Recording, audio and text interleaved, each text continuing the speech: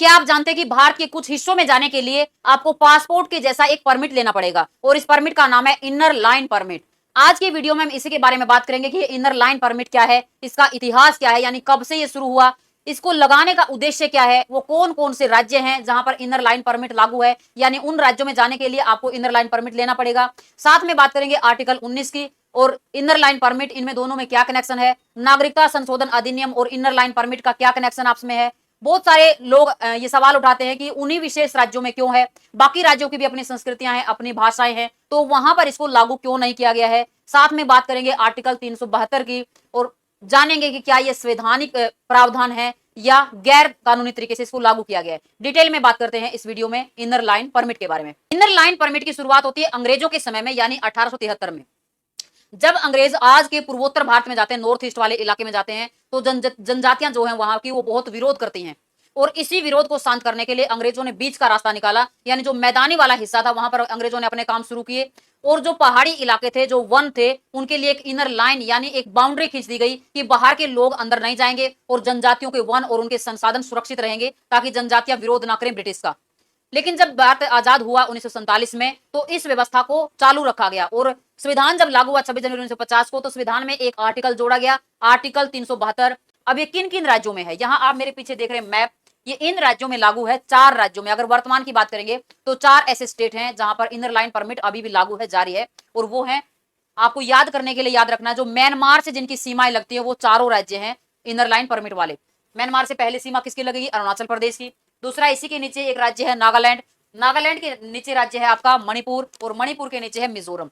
4 राज्यों में जाने के लिए आपको इनर लाइन परमिट लेना पड़ेगा। 3 राज्यों में पहले से परमिट था। चौथा जो राज्य है यानी मणिपुर की मैं बात कर रही हूं, यहां पर 2019 के दिसंबर में इसको लागू किया गया है। जब नागरिकता संशोधन अधिनियम आया 2019 का, खूब विवाद हुआ, मणिपुर में भी विवाद हुआ। और विवाद क्यों हुआ, जितने लोगों को नागरिकता मिली इस संशोधन से, तो वो देश के कहीं भी किसी भी हिस्से में जाके रह सकते हैं, तो इसलिए यहाँ पे खूब विरोध हुआ और सरकार को यहाँ पे परमिट लागू करना पड़ा। तो यहाँ पे 2019 से लागू है यानी मणिपुर में, और वर्तमान में चारों राज्यों में लागू है।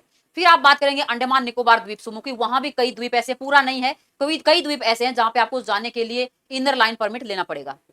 तो अगला सवाल है कि इनर लाइन परमिट बनेगा कैसे। तो बनाने के 2 तरीके हैं। एक है कि आपको जिस राज्य में जाना, मान लीजिए आपको जाना है मणिपुर में, तो मणिपुर राज्य की वेबसाइट पे जाइए, आप ऑनलाइन आवेदन कर सकते हैं।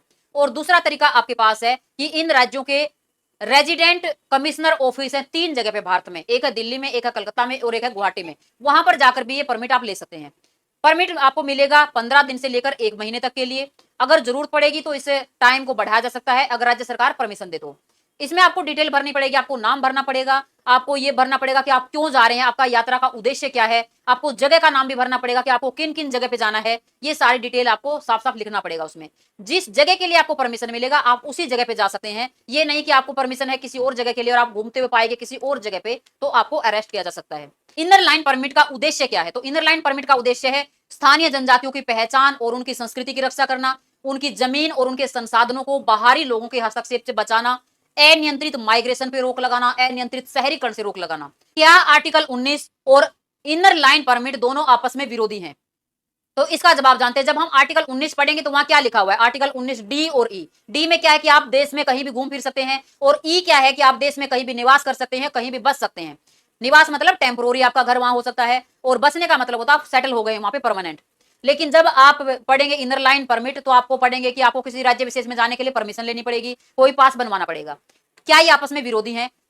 आपस में ये विरोधी नहीं है। जब आप आर्टिकल 19 का ही 5वां पैरा पढ़ेंगे, वहां लिखा हुआ है कि जब जनहित की बात हो, यानी सामान्य लोगों के हितों की बात हो या जनजातियों के हितों के संरक्षण की बात हो, तो इस पर तर्क संगत प्रतिबंध लगाए जा सकते हैं, आपके घूमने फिरने के अधिकार पर, आपके बसने के अधिकार पर।